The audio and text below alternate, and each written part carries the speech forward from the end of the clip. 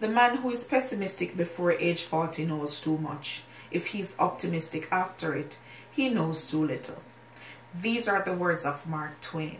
Good evening, everyone, and my name is Tamara McDonald. Tonight, I want to share with you techniques that I have used to overcome pessimism. I'm pretty sure you have heard the concept of the glass being either half full or half empty. This is a simplistic way of defining optimism and pessimism. I'm pretty sure too that you have concluded which view represents you best. So with that said, let me see the hands of those of you who, like me, view the glass as being half empty. It doesn't mean you're a bad person. It just means that you have experienced many life-changing events.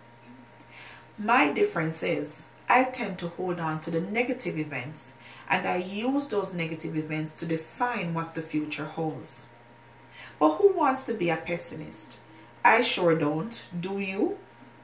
Because a pessimist is someone who always sees the negative in an event and never looks at the positive side.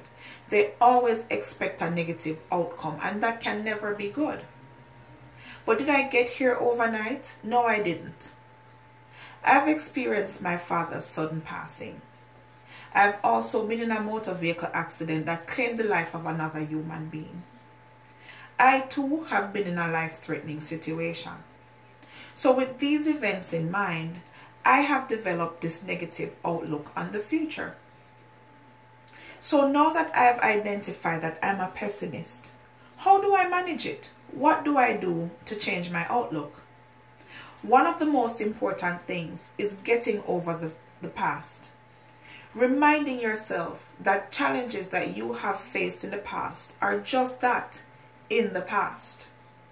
For every future event, approach it with an optimistic and an objective view, rather than using the past to define what may happen in this particular event. Another key way of managing pessimism is looking at the silver lining at the end of every event. I am sure you can relate as well as a student coming into a course for the first time and not being able to navigate yourself well through the course. Do you give up? No. Remain self-motivated and remind yourself that at the end of the course there's a silver lining. That is the achievement of your degree.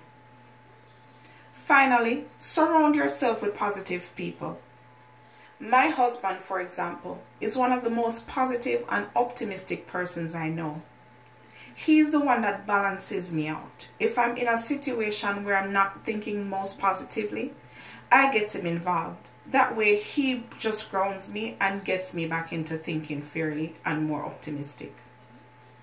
Ladies and gentlemen, a few years ago I'd asked myself, if I were to change something about me, what would that be?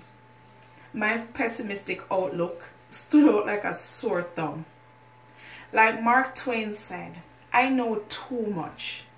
What this simply means is that I have experienced a lot. But do we continue to allow this to define our future? No, we shouldn't. So with that said, do not be pessimistic. Leave the past in the past. Always look at the silver lining. Surround yourself with positive people. Be real and be prepared. I thank you.